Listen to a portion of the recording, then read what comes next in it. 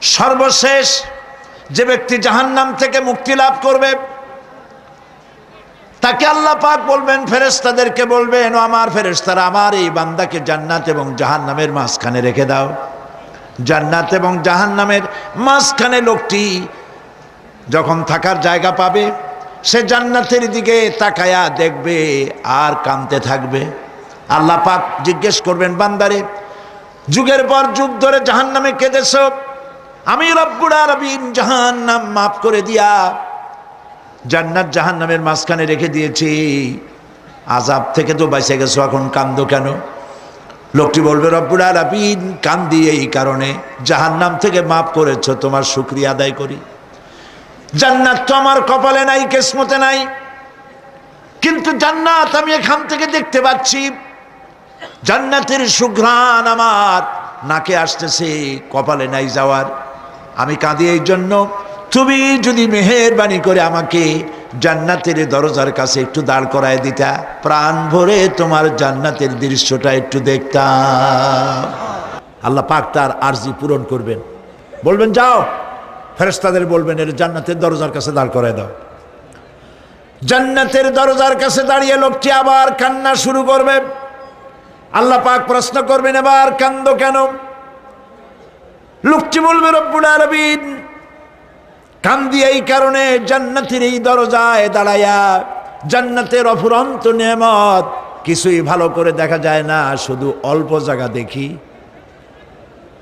যদি তুমি আমারে দয়া করে জান্নাতের মাঝখানে দাঁড় করায় দিতা, চতুর্দিকে তাকায়া তাকায়া দেখা কলিজারে ঠান্ডা বানাইতাম। তবে আমি ওয়াদা করি, জান্নাতের কোনো নাজ নেয়ামত, কোনো ফল আমি খাবো না, ধরবো না, সইব না। একটুখানি মেহেরবানি করে মাঝখানে দাঁড় করাইয়া দাও, জান্নারে ঠান্ডা করি। আল্লাহ রব্বুল আলামিন ফেরেশতাদের বলবেন, আমার এই বান্দারে জান্নাতের মাঝখানে দাঁড় করাইয়া দে। আল্লাহর নবী বলেন, জান্নাতের মাঝখানে দাঁড়িয়ে লোকটি আগের চাইতে আরো জোরে চিৎকার মেরে কাঁদতে থাকবে। আল্লাহ পাক বলবেন, বান্দারে কি হলো তোর? দরজার কাছে আসতে চাইছিলে, আইনা দিলাম। আবার এবার মাঝখানে আসতে চাইছো, তাও এনে দিয়েছি, আবার কান্দো কেন? লোকটি বলবে, রব্বুল আলামিন এবার কান্দি এই জন্যে, তুমি যখন দয়া করে একটিবার জান্নাতের মাঝখানে এনে আমাকে দাঁড় করায় দিয়েছ, তুমি রহমান রহিম গফুরুর রহিম, এই জান্নাত থেকে আবার আর বাইর করে দিও না। আল্লাহ রাব্বুল আলামিন বলবেন, ও আমার বান্দারে, আমার এই জান্নাত তোর খুব পছন্দ হয়েছে নাকি? লোকটি বলবে, রব্বুল আলামিন কলিজা ঠান্ডা হয়ে গেছে, ভাবতেও পারি না এই জান্নাত এত সুন্দর।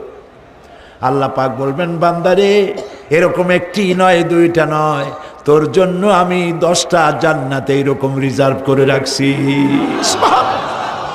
সুবহানাল্লাহ। আল্লাহ পাককে ভয় করে পৃথিবীর সমস্ত পাপ থেকে যারা নিজেকে রক্ষা করবে, আল্লাহ তাদের জন্য এই জান্নাত রেখে দিয়েছেন। সুবহানাল্লাহ। সেই জান্নাতের রিসিপশন আপনারা আন্দাজ করতে পারবেন না, রিসিপশন কারে কয়।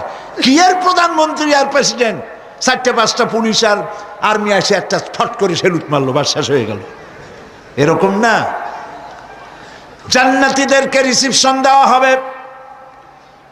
জান্নাতীরা যখন আল্লাহর হুকুমে জান্নাতের দিকে যেতে লাগবে, আর যখন জান্নাতের কাছে চলে যাবে, আল্লাহ রাব্বুল আলামিন শোনায় দিচ্ছেন, হাত্তা ইযা জাউহা ফুতিহাত আবওয়াবুহা ওয়া ক্বালা লাহুম খাজানাতুহা সালামুন আলাইকুম তিবতুম ফাদখুলুহা খালিদিন।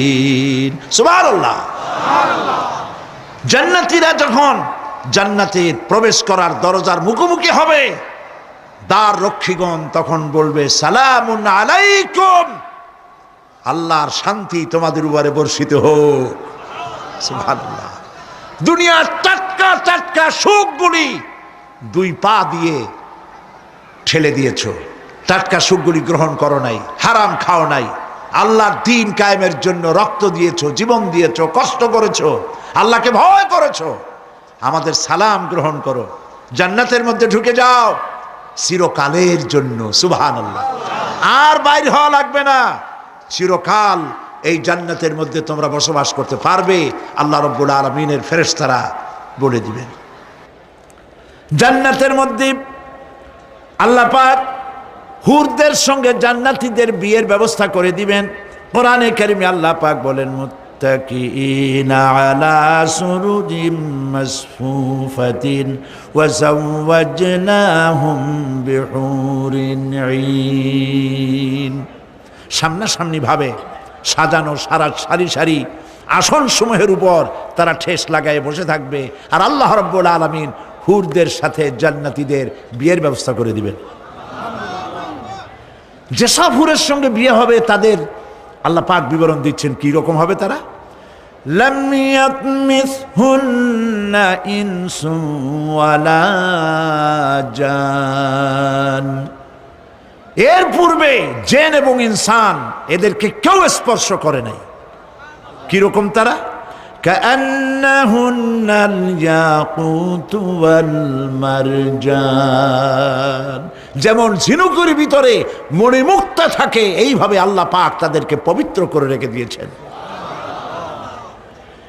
আমার প্রিয় ভাইয়েরা, আল্লাহ রাব্বুল আলামিন কোরআনে কারীমের ভিতরে বলেছেন, ফাবিআইয়ি আলা'i রাব্বিকুমা তুকাযযিবান।